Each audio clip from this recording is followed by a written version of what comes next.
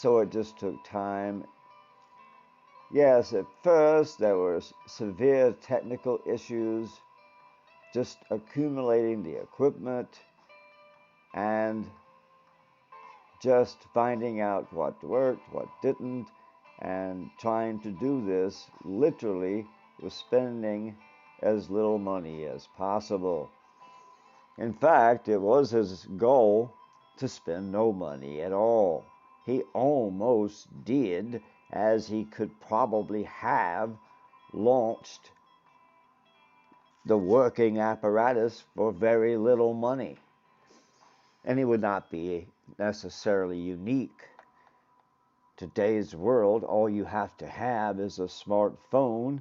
You can download many apps, but one in particular that seemed to actually cater to the mindset of, I would like to do something, but I don't want to invest any money. And that's the way it works. Hoping to create content and get noticed. Not too much different than the little girl from Kansas who ends up in Sunset Boulevard. But the risks are minimal. And so it was this balance of risk-reward that launched the founder into trying to do the best that he could. He eventually learned that spending money is fine,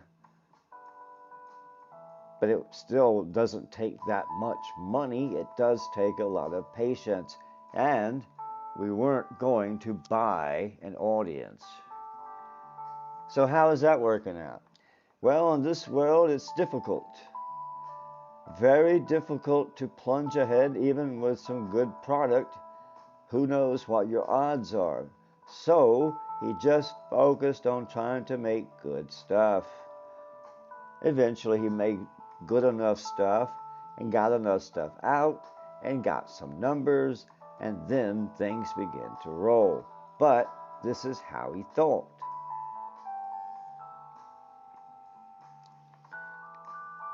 He would go into his study and look at all the numbers, any number, all the numbers, and he knew all the algorithms, and he tried his best to work them as best he could. However,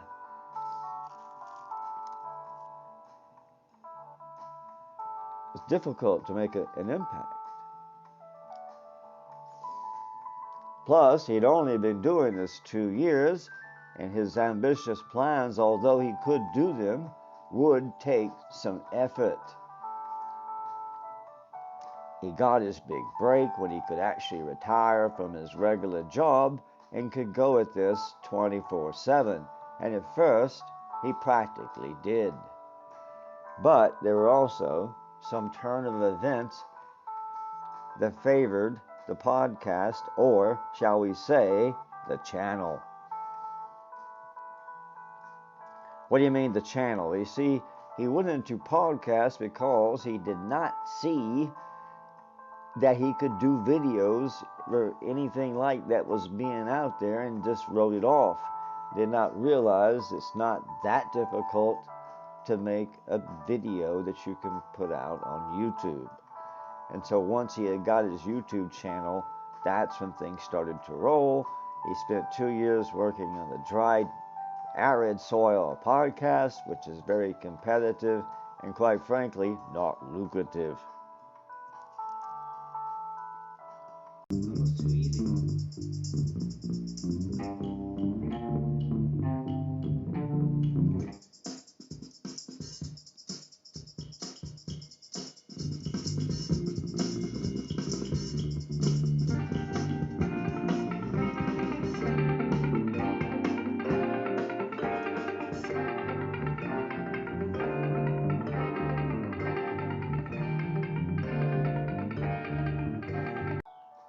So he had accumulated quite a bit of material. Most of it was kind of good, some of it was not, and much of it was not useful to YouTube due to the more strict copyrights and so forth. You see, he had used music somewhat erratically, because in podcasts it doesn't seem to matter. But when you go to YouTube, it's kind of like now you're on the highway. And so he had the great benefit of some free music. Excellent music is right down the hall. An up-and-coming artist was putting together music all the time, and so he decided he had to use this music to his advantage. And he did. You're hearing it right now. It's beautiful music, and it's copyright free, at least for the founder. So he had almost a priceless situation with the music. So now he could do almost anything he wanted. He could make his podcast more musical, or he could just do musical shows. And so the switch to video was somewhat accommodated, even though he still did not actually post genuine videos at this point.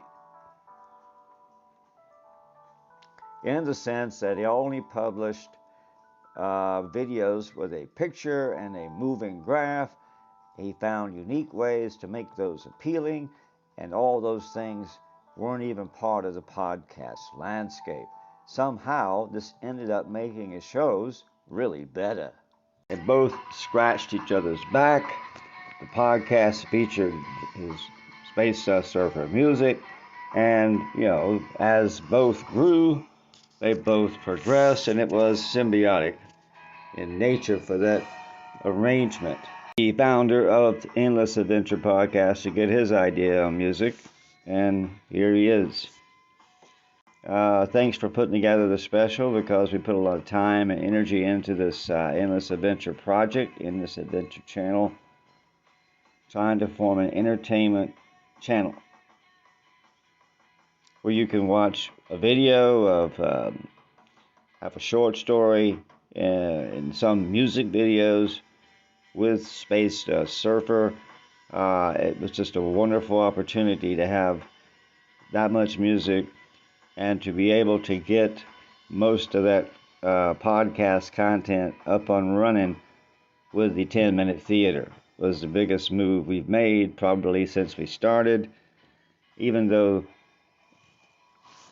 it's not even that. It's just the 10-minute theater was just one project. It also gave us more insight into how to do shows, and we found that between 10 and 15 minutes was a good way to work.